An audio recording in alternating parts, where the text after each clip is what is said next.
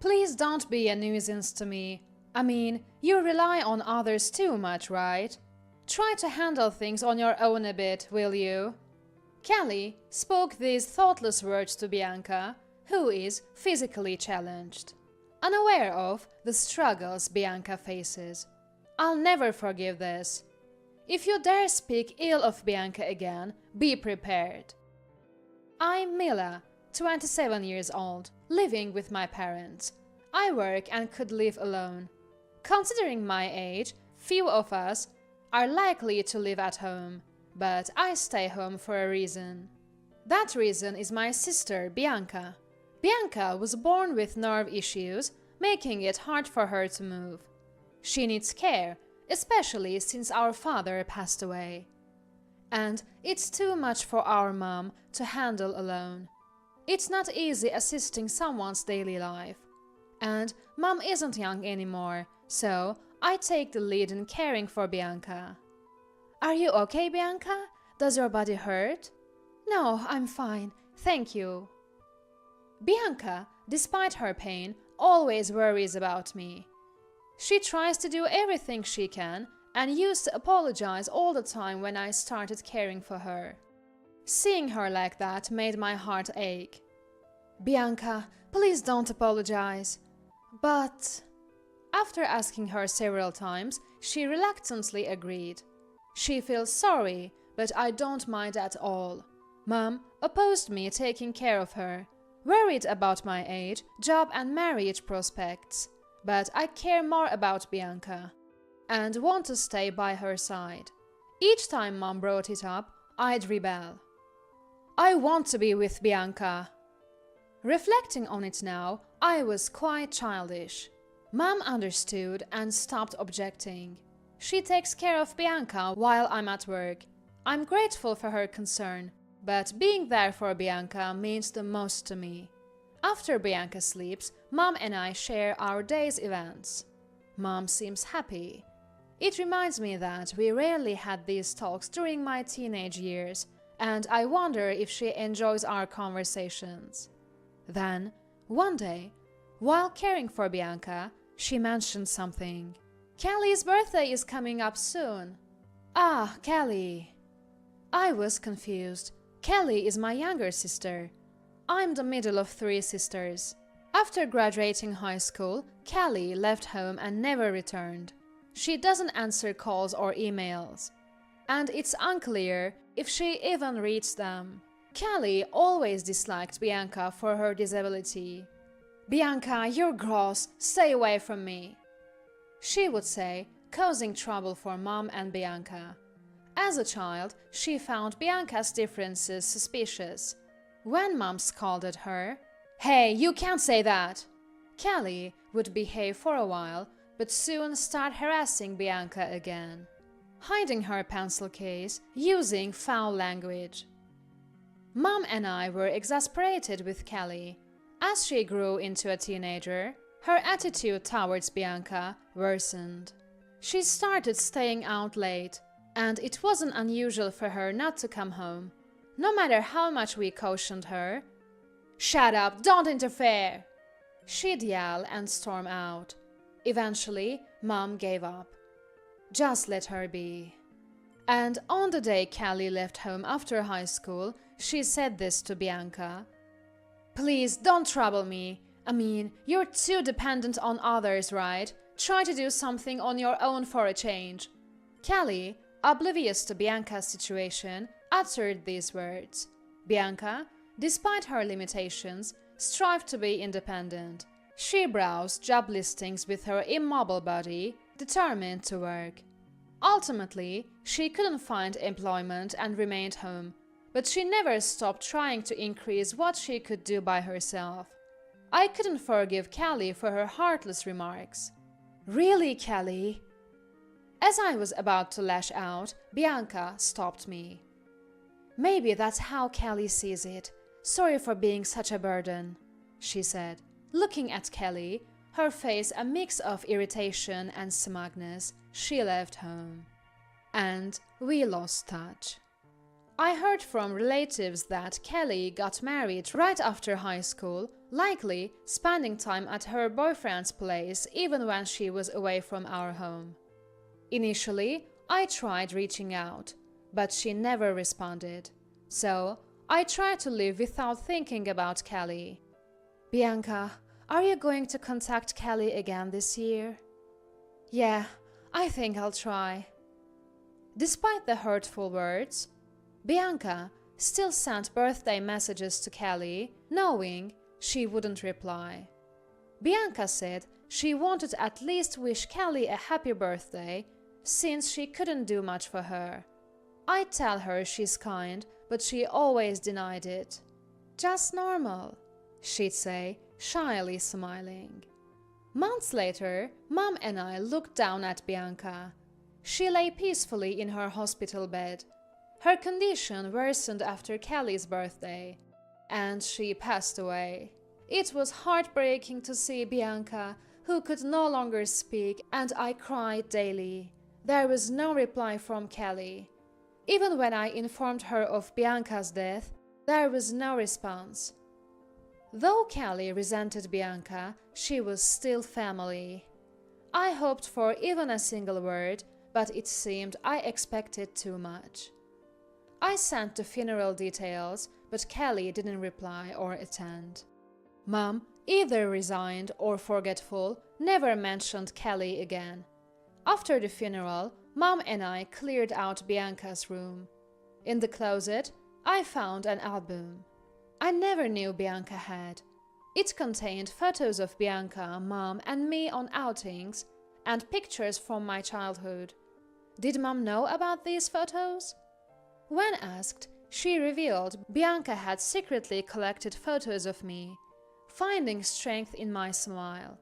Hearing this, I burst into tears, sobbing like a child, comforted by Mom.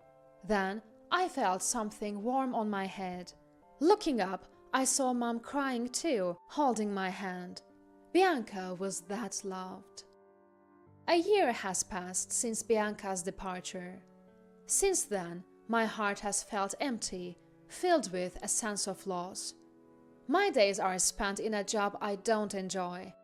While Mom and I remain close, it's not enough to fill the void Bianca left.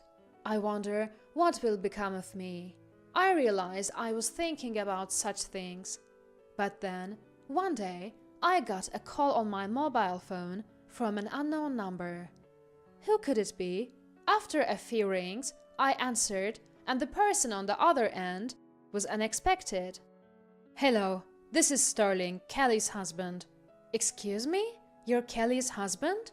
That was Kelly's husband. Sterling, my brother-in-law. The mystery deepened. What could Sterling possibly want with me? In response to my question, yes, he said. His tone sounded somewhat angry. Do you need something? As I waited for his next words, Sterling said something even more surprising. Please pick up your sister with disabilities. We've been looking after her for 6 months now. An impossible situation had arisen. Bianca was with Sterling. I was so taken aback, I fell silent. Thinking I was upset, Sterling pressed on. Why are you silent? Don't you care about your sister? What kind of human are you? They have been even more driven. His words bewildered me, but I spoke about Bianca. Bianca passed away a year ago. But Sterling, perhaps in his excitement, wasn't listening. Tired of caring and just dumping her on someone else? Your sister looked so sad, like she's been abandoned. This conversation was going nowhere. I interrupted Sterling to repeat about Bianca. Bianca died a year ago. After a brief silence, Sterling spoke. Is that true? It seemed my words finally reached him. I calmly explained to a now composed Sterling that Bianca had died a year ago, and that it was Kelly, not me, who had disliked Bianca. I also mentioned that we had informed Kelly when Bianca passed away. Shocked, Sterling seemed at a loss for words. Then, with a trembling voice, he said, "Then who's the woman in our house?" "Excuse me?" I listened to Sterling's story. Apparently, 6 months ago, Callie brought home a woman in a wheelchair, claiming she was her sister. Initially, they tried contacting us repeatedly, but "Nobody will listen, it's pointless," Callie had said, refusing to acknowledge us. Despite claiming the woman was Bianca, Callie didn't care for her at all.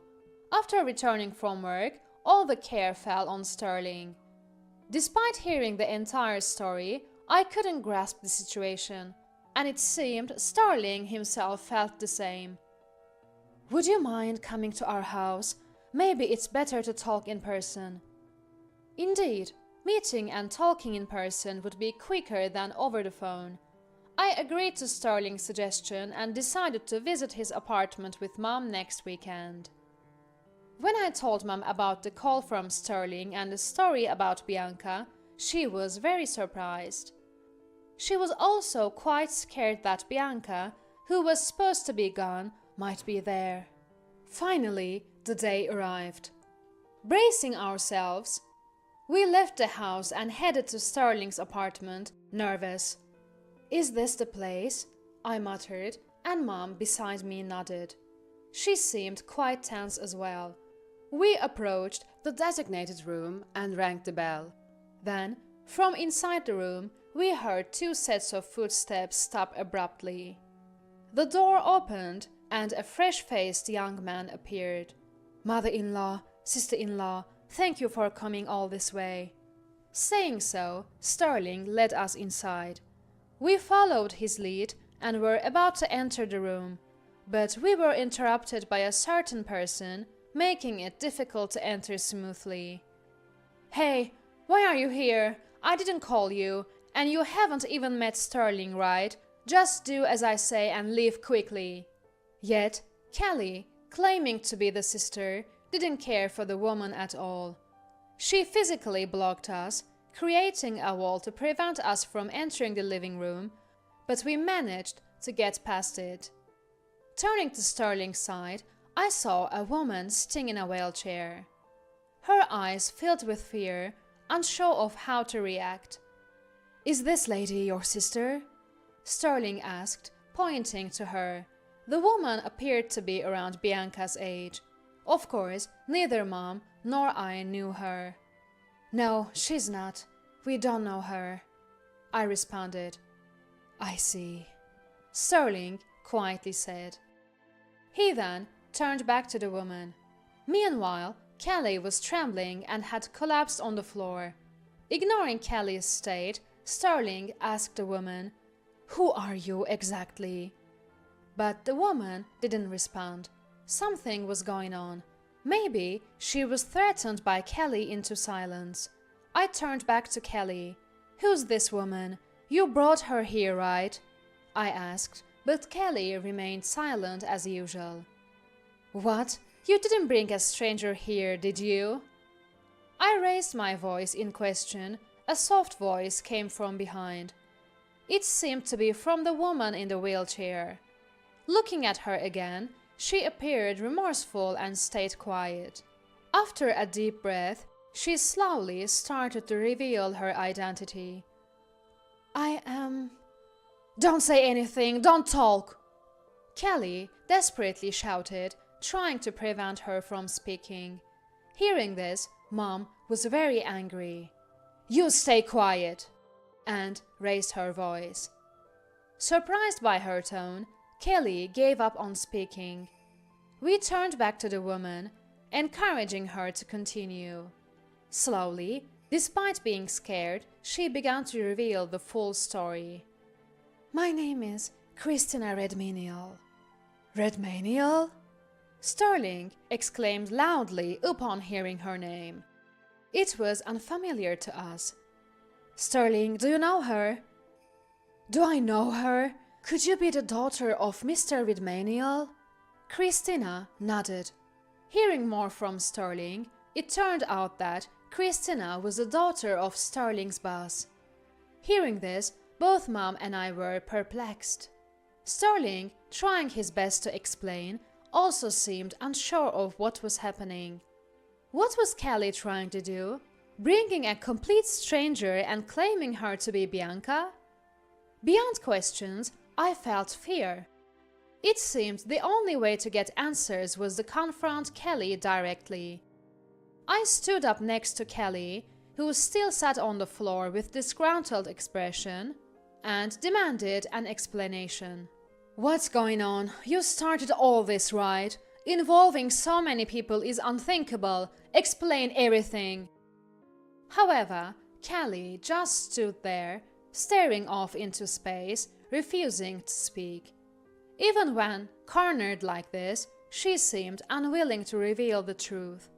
I knew Kelly had issues, but I didn't expect her to be this stubborn. "What should we do now?" As I pondered, Christina spoke up. "Kelly is dating my brother."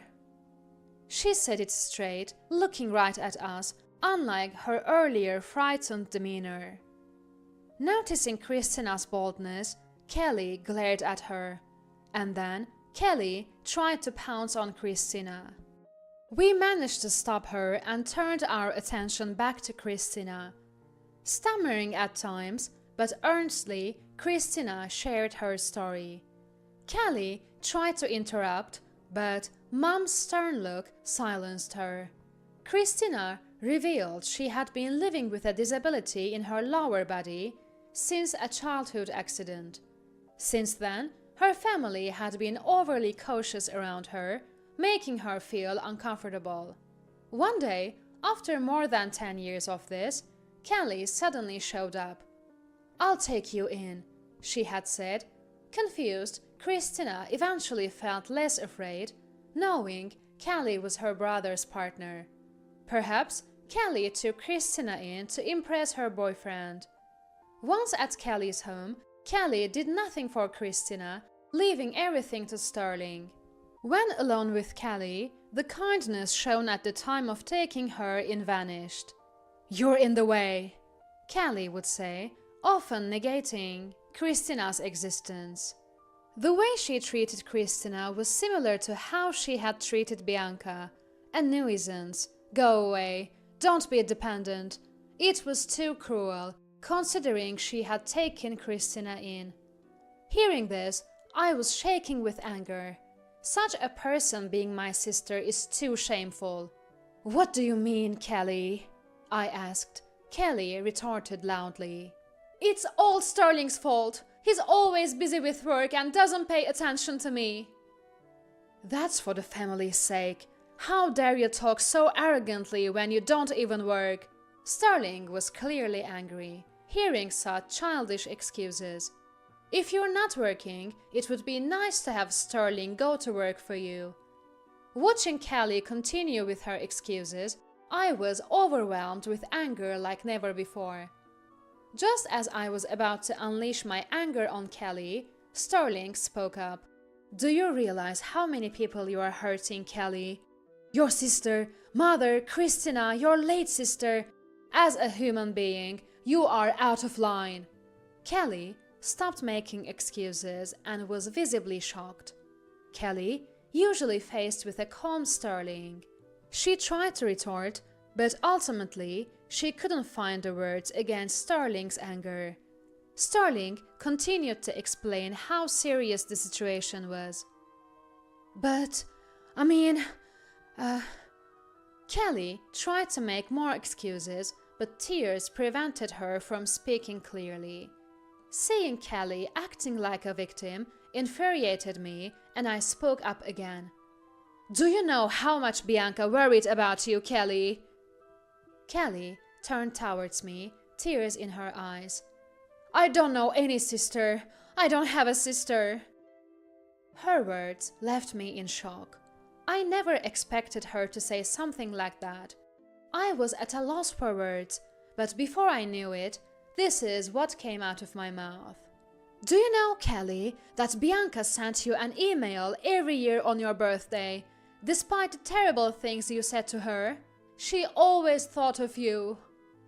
Then Kelly hung her head down again.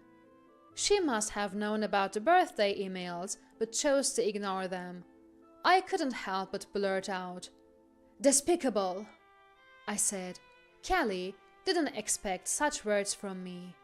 She remained silent, tears quietly streaming down her face. Afterward, Sterling and Callie got divorced. Sterling seemed very angry with his brother for neglecting Christina and discussed with his boss the affair and the treatment of Christina. Soon, rumors about the brother, some perhaps unfounded, began to spread in the company. He tried to endure at first, but eventually resigned. Callie, after the divorce, moved in with Christina's brother, but with him leaving his job, they had no source of income. They moved from their previous residence to a cheaper apartment and somehow managed to get by. After the divorce, Callie came to me begging, "Let me live at our parents' house." Of course, I refused. Mom and I somehow managed to send her back. This time, unlike before, Callie sent many messages, but I ignored all of them. Eventually, the messages stopped. However, what really bothered me was why Christina stayed in that house without any resistance. Christina and I became friends after that incident. Out of curiosity, I asked her why she didn't try to escape, and her answer was surprising. It turned out that Christina had fallen in love with Sterling, who cared for her without expecting anything in return. She knew she would never be with him if she stayed, but going back home wasn't an option either, as she wouldn't be treated well there. Callie's words were hurtful, but being near Sterling made her happy. Now, amazingly, she and Sterling are married. "What? Married?" I exclaimed in surprise. I had not expected such a turn of events. Sterling, too, must have been drawn to Christina while caring for her. Now, they lived together in that apartment. Upon closer inspection, a ring shone on her left ring finger. Despite everything, had this incident not happened, Christina and I wouldn't have become close friends, nor would she have married Sterling. It was a complex process, but if everyone is happy now, that's what matters. I too need to find a marriage partner soon. With that thought, I sipped my coffee.